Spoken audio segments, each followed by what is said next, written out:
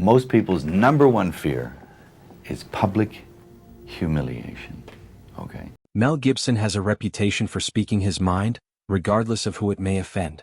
He's not the kind to act nice or pretend in order to blend in. He has now made a statement that is drawing attention. Gibson revealed the names of 5 actors he claims he really didn't enjoy working with in an open moment. From bad behavior on set to personal betrayals, these are not just small complaints, they're deep and real. So, who are these actors and what did they do? Join us in this video as we reveal the names of the top 5 actors Mel Gibson truly hated. The feud between Mel Gibson and Winona Ryder. Mel Gibson was accused by actress Winona Ryder of saying some very hurtful and offensive things during a social event many years ago. According to Ryder, while they were at the same gathering, Gibson made a cruel joke about her Jewish background and also made a very inappropriate comment toward one of her close friends who is gay. She said that Gibson turned to her friend and asked something like, "Oh wait, am I gonna get AIDS?" Ryder also claimed that he called her an oven dodger, which is a very offensive and hateful term linked to the Holocaust, meant to mock or insult people who are Jewish. These claims were not new, but they came up again when Ryder talked about them in a later interview. When the story got attention again, people began talking about it all over again, and Gibson's side quickly responded. His team strongly denied everything. They said that what Ryder claimed didn't happen and that it wasn't true when she first said it years ago, and it's still not true now. Gibson's spokesperson also said that he had tried to reach out to Ryder in the past to clear things up, but she chose not to talk to him about it. His team made it very clear that they believe her story is completely false and has no truth to it. This disagreement between the two has caused a lot of talk and debate. On one side, Ryder has stuck to her story and said that she remembers exactly what happened. She said that the things Gibson said were not jokes and that they really hurt her and left a lasting effect. She didn't change her story and she seemed very sure about what she remembered. On the other side, Gibson has continued to say that none of it is true and that he never said those things at all. He and his team have stayed firm in denying the whole thing. People have reacted in different ways. Some people believe Ryder and think that what she said fits with other things that have been said about Gibson in the past. They bring up other times when Gibson has been in trouble for saying or doing things that were seen as offensive. These people say that Ryder's story seems believable because of that history. They also say that the fact she has told the same story for years makes it more likely to be true. However, other people have different views. Some say that there is no proof to believe Gibson said those things, and they are thinking about why Ryder is bringing up the topic again after all these years. They believe it is not nice to judge someone only on the terms of statements that cannot be checked, especially when Mel Gibson claims the situation never happened. This situation has once again brought up bigger questions about how people in the public eye, like actors, should be held responsible for things they've said or done in the past. It's also made people think about how old accusations should be looked at when they don't have solid proof. Even though people are still talking about it, no new information has come out to prove either side's story. Because of that, the whole thing is still unresolved. Ryder continues to stand by everything she said, and Gibson is still denying it all completely. After the fallout with Winona Ryder, Mel Gibson allegedly harbored a deep hatred toward her. The tension between them did not fade with time. Instead, the public nature of the feud and the accusations she made appeared to leave a lasting mark on him. He never moved past it. In private circles, it was believed that he despised her intensely, viewing her as someone who not only attacked his character but also reignited the backlash he had been trying to escape. So when it came to Mel Gibson, was Winona Ryder the only one he might have held a grudge against? Or were there others he seemed to turn on after personal and professional tensions exploded? Stay tuned for more. Christopher Walken and Mel Gibson's rooftop encounter. In an interview from 1998, actor Mel Gibson talked about a strange and unsettling meeting he had with actor Christopher Walken. Gibson said the meeting happened on the rooftop of a hotel in New York City. At that time, Gibson was thinking about giving Walken a part in a movie he was working on. So he arranged a quiet, private meeting with Walken to talk things over. Gibson's assistant was also there with him. But according to what Gibson said, the meeting didn't go the way he expected. It turned into something that left both him and his assistant feeling deeply uncomfortable and disturbed. Gibson explained that Walken showed up in a way that seemed very unusual. He said Walken didn't walk normally like most people do. Instead, Gibson said it looked like Walken was kind of floating or gliding across the rooftop toward them. He described the movement as creepy and unnatural. It reminded him of something out of an old horror movie. He even said it was like watching a vampire from a 1930s film. That strange way of moving made both Gibson and his assistant uneasy right away. They gave each other a look that showed they both felt something wasn't quite right. As the conversation started, things got even more uncomfortable.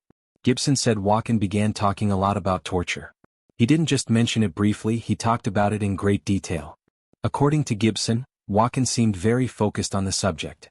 He said it felt like Walken was enjoying the descriptions, and the way he talked about it made the whole thing feel very disturbing. Gibson said neither he nor his assistant brought up the topic, it just came out of nowhere. The more Walken talked, the more upset they both became. Gibson also talked about a strange feeling that came over him while Walken was speaking. He said it was like a heavy darkness suddenly filled the space around them. He didn't mean just a dark mood, he meant it felt spiritual. Gibson said it was like a heavy curtain of darkness had dropped over them, and that weight made him feel spiritually unsafe. He said it wasn't just creepy, it felt like something evil or dangerous was nearby. His assistant, according to him, also felt that same dark energy, though neither of them said anything about it out loud at the time. Gibson went on to say that while this was happening, he looked up and saw something that made him feel even more disturbed. On a building nearby, there was a red neon sign. That sign showed the number 666. Gibson thought this was a strange and spooky coincidence, especially since they were already talking about dark things and feeling such a strange energy. Seeing that number, commonly known as a symbol for evil, made him feel even more certain that something was very wrong with the situation. Toward the end of the meeting, Gibson said Walken looked at him and smiled. But it wasn't a friendly or warm smile. Gibson described it as wide, strange, and almost mocking. That smile made him feel nervous. Then, according to Gibson, Walken said something that felt very unsettling. Walken reportedly said, "I know who you are, and you know who I am." Gibson didn't understand exactly what he meant by that, but it gave him chills. He thought it was more than just a weird comment, it felt like Walken was hinting at something deeper, maybe even something spiritual or supernatural. After that meeting, Gibson decided he didn't want to cast Walken in the movie after all. He said he never worked with him again. He also shared that even though he couldn't prove anything for sure, the experience stuck with him. It stayed in his mind for years. He truly believed there was something dark or dangerous about Walken that day. At one point, Gibson even wondered if Walken might be something evil. He even said he thought he might be the Antichrist or at the very least, touched by something very dark. Gibson eventually told this story in public, saying it was one of the most disturbing and strange moments of his entire career. Was Christopher Walken the only one who felt the sting of Mel Gibson's anger, or were there others who found themselves caught in his crosshairs too? Let's find out. The clash between Mel Gibson, Robert De Niro, Alec Baldwin and Pedro Pascal. Mel Gibson has openly shared his dislike for some actors in Hollywood, and one of them is Pedro Pascal. People close to Gibson say he doesn't like how Pascal brings politics into his roles and public life. Gibson feels that Pascal, like many others in the industry, cares more about sharing political opinions than focusing on telling good stories. He said that Pascal seems to play the same type of character in every show or movie, like The Mandalorian and The Last of Us, and that his political posts online are insulting to the fans who helped make him famous. Gibson also feels there's a double standard in how Hollywood handles people's opinions. He pointed out that Pascal has shared rude and harsh political posts online but still kept all his jobs. Meanwhile, other actors with different views have been fired or pushed out. To Gibson, this shows that Hollywood only accepts people with certain opinions and punishes those who think differently, which he finds unfair and dishonest. Another actor Gibson has had a problem with is Robert De Niro. While he once looked up to De Niro's acting, he now feels let down by his loud political comments. Gibson thinks De Niro talks more about politics than acting, especially when he's on stage at award shows or in interviews. To Gibson, this is part of a bigger problem. He believes actors should focus on their work, not use their fame to attack others or make political points, and that De Niro has forgotten that. Gibson has also called out Alec Baldwin, mostly because of the Rust shooting. He thinks Baldwin didn't take full responsibility for what happened and tried to make himself look like a victim. Since Gibson has faced harsh judgment in the past, he believes Baldwin got off easier because of who he knows in Hollywood. He feels that if an actor is involved in something as serious as a death on set, they should be held fully responsible, no matter who they are or what their views are. Tom Hanks is another actor Gibson doesn't seem to like. Hanks is loved by many, but Gibson thinks he's part of a group of stars who hide the real problems in Hollywood. Gibson believes that Hanks helps cover up serious issues like maltreatment, dishonesty, and political games in the industry. Even though he hasn't spoken about Hanks in public, people close to Gibson say he thinks Hanks represents a fake version of Hollywood that hides its flaws. Gibson has also been hard on Will Ferrell. He thinks Ferrell's comedy is old and no longer funny. Gibson says Farrell uses the same kind of jokes over and over again and that his recent movies don't show much creativity. He also feels that Farrell, like others, talks too much about politics off-screen, which takes away from the fun of watching him on screen. Gibson believes that comedy should give people a break from real life, not remind them of political fights. Gibson's complaints go beyond just a few actors. He's upset with how Hollywood works these days. He sees the movie world as a place that now cares more about political ideas, public image, and fame than it does about making good films. People who know him say he misses the old days when movies were about stories, interesting characters, and taking chances, not about picking sides in politics. Even though Gibson himself has been in trouble many times over the years, he still believes he has the right to call out what's wrong in the film world. When he talks about actors like Pedro Pascal, Robert De Niro, Alec Baldwin, and others, he's not just talking about them, he's talking about a bigger problem. He thinks they stand for what's gone wrong in Hollywood, caring more about power, opinion, and image than about the art of making movies.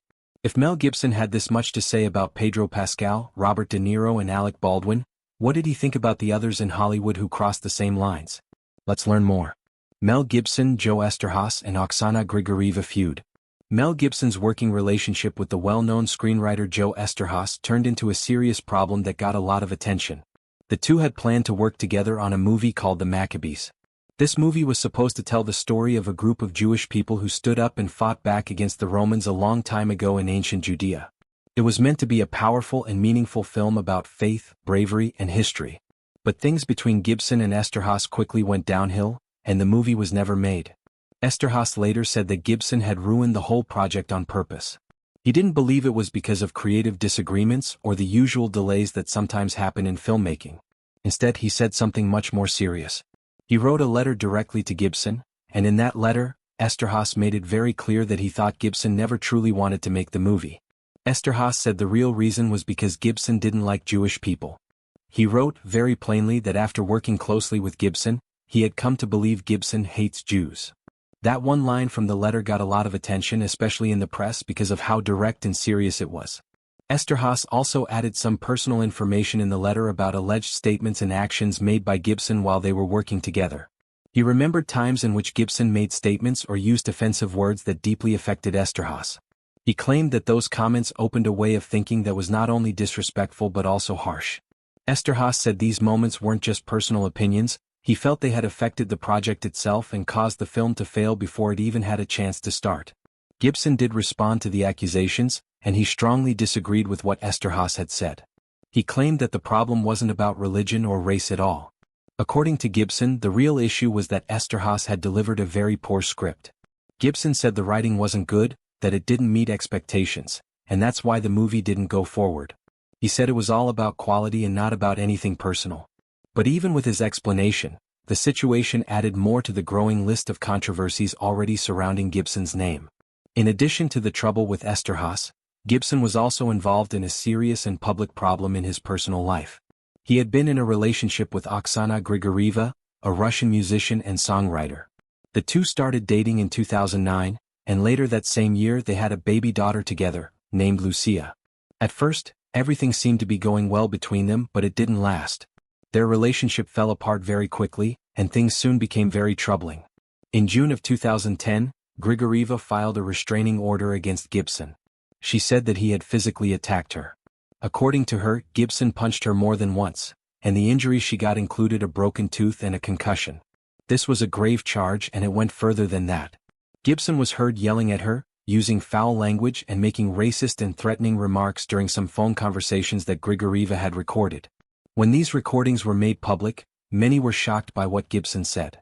It was later revealed that Gibson had offered Grigorieva $15 million to keep the tapes private. But she turned the money down. Grigorieva said she wasn't doing this for money. She said it was about speaking up and standing against domestic violence. The case soon turned into a legal battle over custody of their daughter. In the end, in 2011, the two sides reached a settlement. As part of the agreement, Gibson paid Grigorieva $750,000. The deal also included a rule that she was not allowed to write or talk publicly about their relationship or what had happened between them. When Gibson finally gave his side of the story, he admitted that he did slap Grigorieva, but he said it wasn't done out of anger. He claimed that she was having an emotional breakdown, and he slapped her to bring her back to reality. He said he was trying to calm her down and protect their child. But even with this explanation, many people did not accept it, and the damage to his public image continued to grow. This case, along with all the others, played a big part in how people in Hollywood and around the world saw Mel Gibson from that point on. Mel Gibson may have held a grudge against Joe Esterhaas and Oksana Grigorieva, possibly seeing them as people who damaged his reputation and exposed his private life to public judgment. After all the betrayal, accusations, feuds and public scandals, what deeper truths was Mel Gibson trying to reveal beneath the chaos? Let's delve deeper. Mel Gibson's alarming claims about Hollywood and power.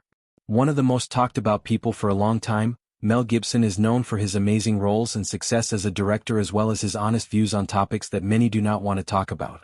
In more than 30 years of interviews, Gibson has frequently criticized what he perceives to be structural problems in Hollywood, specifically focusing on predatory conduct, corruption, and a pervasive moral decline that he feels permeates the business. In a 1998 interview, Gibson recounted a disturbing comment from a Hollywood producer who allegedly said that women were only useful in films if they were naked or dead.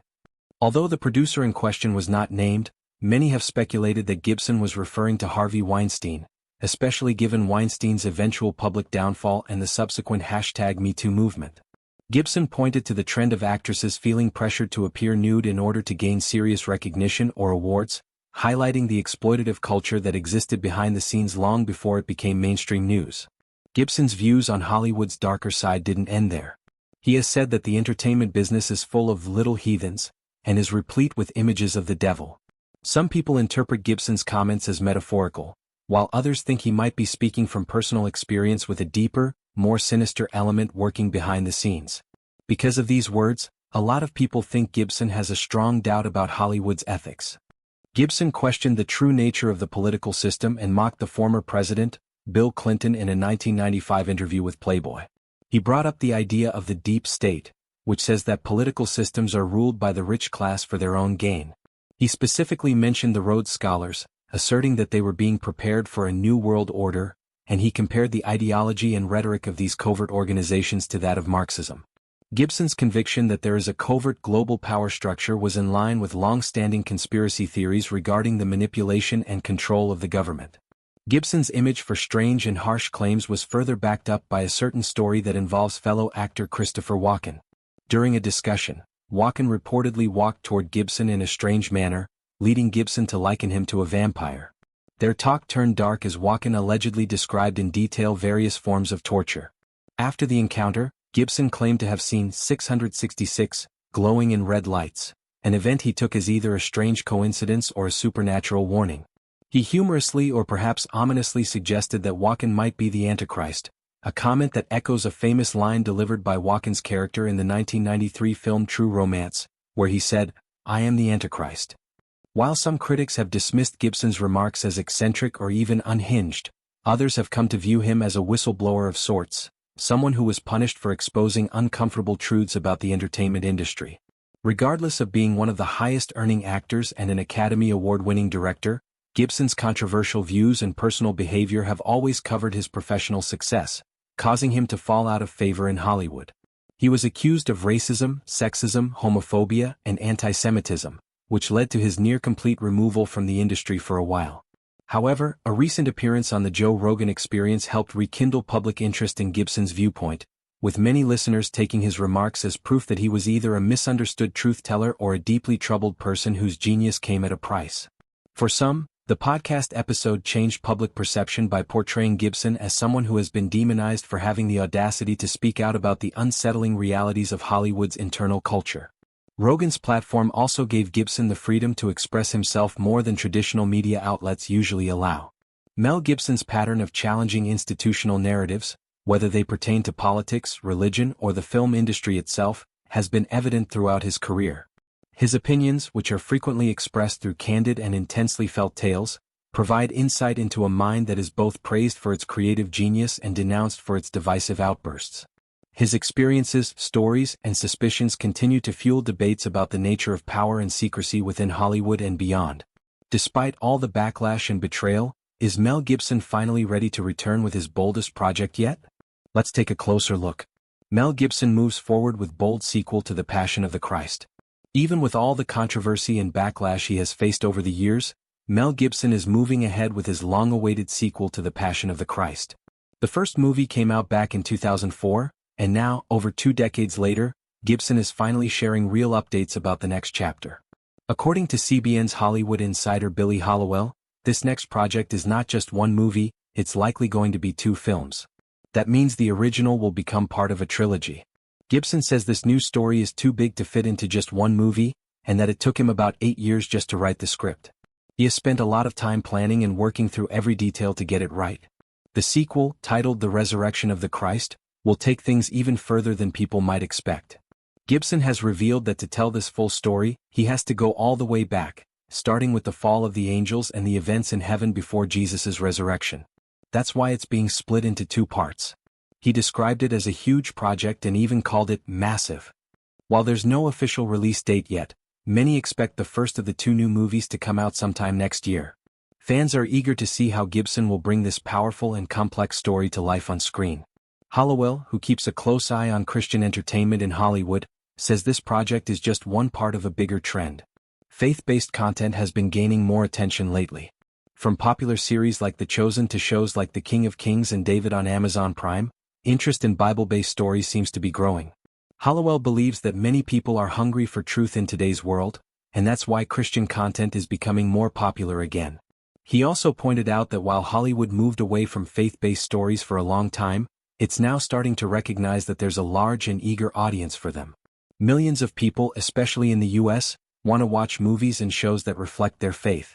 Back in 2004, The Passion of the Christ was one of the few major films to do that. It was also an independent project. Mel Gibson spent $30 million of his own money to make it, and it ended up making almost $1 billion worldwide. It became the highest-grossing R-rated film ever, until recently when Deadpool and Wolverine broke the domestic record in 2024. Even so, The Passion still made more money worldwide than that newer film. This proves once again that there's a strong market for Christian stories, especially when they're told well. Billy Hallowell also had a personal message for viewers who may feel unsure or skeptical about all of this.